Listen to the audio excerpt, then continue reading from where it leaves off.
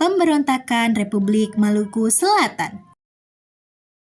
Latar belakang pemberontakan RMS terjadi karena kekecewaan sebagian masyarakat Maluku setelah pembubaran negara Indonesia Timur dan perubahan Indonesia dari RIS menjadi NKRI. Banyak tokoh dan mantan tentara KNIL asal Maluku merasa posisi mereka terancam dan tidak mendapat perhatian dalam pemerintahan baru. Selain itu, pengaruh Belanda yang masih kuat di wilayah Maluku ikut mendorong munculnya keinginan untuk memisahkan diri dan membentuk negara sendiri. Semua faktor ini akhirnya memicu lahirnya Gerakan Republik Maluku Selatan pada tahun 1950.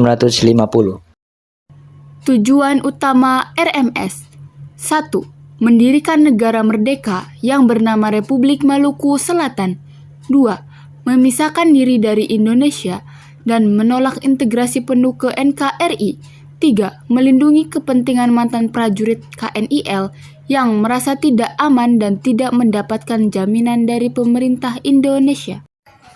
Kapan dan di mana terjadinya pemberontakan RMS? Proklamasi RMS dilakukan pada tanggal 25 April 1950. Konflik berlangsung terutama tahun 1950 sampai 1952 dan terjadi di wilayah Ambon, Seram, dan pulau-pulau di Maluku Selatan. Jalannya pemberontakan RMS. 1. 25 April 1950, Christian Robert Solmokil memproklamasikan berdirinya Republik Maluku Selatan. 2. Pasukan RMS banyak dari ex-KNIL mengambil alih sejumlah wilayah di Ambon dan Seram. 3. Pemerintah Indonesia mengirim pasukan APRIS, Angkatan Perang Republik Indonesia Serikat, untuk melakukan operasi penumpasan.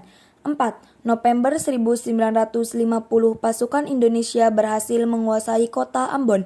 5. Sisa-sisa pasukan RMS mundur ke pedalaman Seram dan melakukan perang gerilya bertahun-tahun. 6. 1963, Chris Robert Somokil ditangkap dan kemudian dihukum mati tahun 1966. 7. RMS akhirnya beroperasi dari pengasingan di Belanda, tetapi tidak lagi menguasai wilayah di Maluku. Dampak dari pemberontakan RMS adalah 1. Kekacauan politik dan keamanan di Maluku. 2. Ex-KNIL Maluku banyak diasingkan ke Belanda oleh pemerintah Belanda pada tahun 1951. 3. Hubungan Indonesia-Belanda memburuk karena Belanda dianggap mendukung RMS. 4. Terjadinya ketegangan sosial antara kelompok masyarakat di Maluku. 5. Menimbulkan trauma sejarah dan konflik berkepanjangan. Berikut adalah tokoh-tokoh yang termasuk dalam pemberontakan RMS.